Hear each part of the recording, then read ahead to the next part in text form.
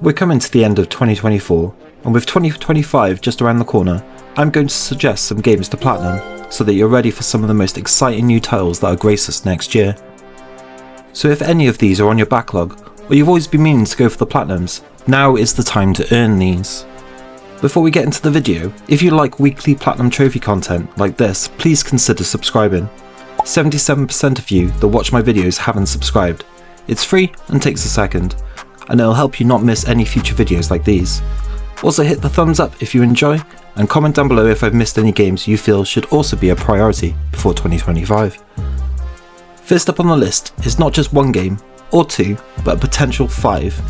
Grand Theft Auto 6 is by far the most anticipated game of 2025, and while there's no release date, I can't see a possibility, but by this time next year we won't have our hands on the long-awaited next entry in the franchise. It's coming up to 12 years since we last got a GTA game, all the way back on the PS3. So what better way to get your juices flowing than by platinuming some previous titles? Rockstar have recently released a patch on the Definitive Edition, so now is the ideal time to grab those 3 platinums. Grand Theft Auto 3, to many the first proper Grand Theft Auto title, it's a 3 out of 10 taking 25 hours. Nice and simple, but there are a few missable trophies on the first island, so consult a guide. Grand Theft Auto Vice City, also a 3 out of 10 and taking 45 hours. Again, there are some missable trophies, so make sure to check a guide when you start. Grand Theft Auto San Andreas, regarded as one of the best GTAs. Slightly harder with a 4 out of 10, but taking 45 hours again. Surprisingly, there are some missable trophies, so again, check a guide before you start.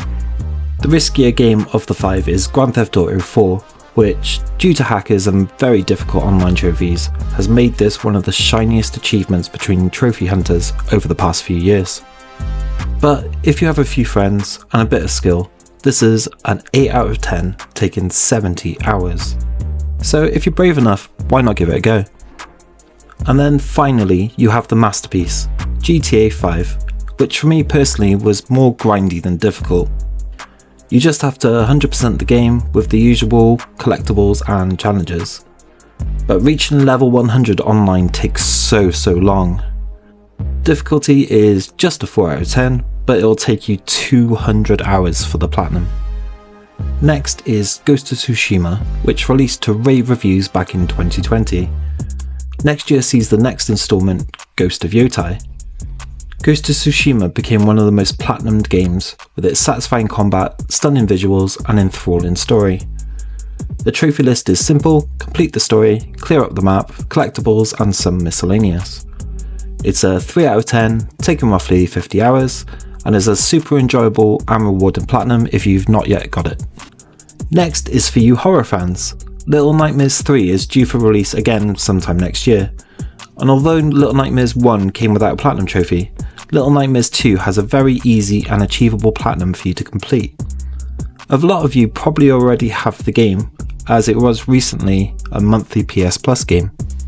What's great about Little Nightmares 2 is that they got rid of the no death speedrun, which put people off from the 100% of the first game, meaning you can chill and take your time, as this only takes 6 hours, having a difficulty of a 3 out of 10.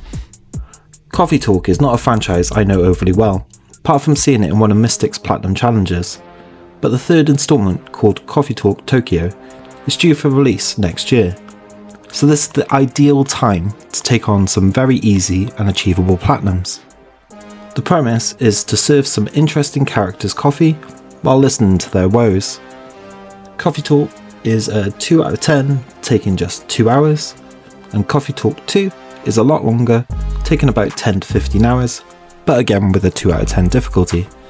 Last and definitely not least, Death Stranding divided opinion when it released, with some hating its slow pace, but others fell in love and it's developed a very vocal and strong following. Death Stranding 2, On the Beach, is again scheduled for release next year, and with the original being a 3 out of 10 taking 100 hours, now is the perfect time to add it to your collection, if you've always wanted to give it a go of course. But that's the list of games to play before 2025. A few shoutouts to games I missed, such as the 2 Point Hospital on Campus, with 2 Point Museum being out March 4th, 2025. There's also a new Sniper Elite due for the end of January, but there's so many Sniper Elites to cover, so if you love popping heads, you have months worth of Platinums to earn. Hopefully there's a few good games you can focus on before an exciting lineup of games come in next year. Again, if you've not subscribed but have got to the end of the video, I'd really appreciate you pressing that red button. And thank you to my amazing channel members. If you'd like to support me also, the link will be in the description, or hit the join button. Have a great weekend and I'll see you in the next video. Bye!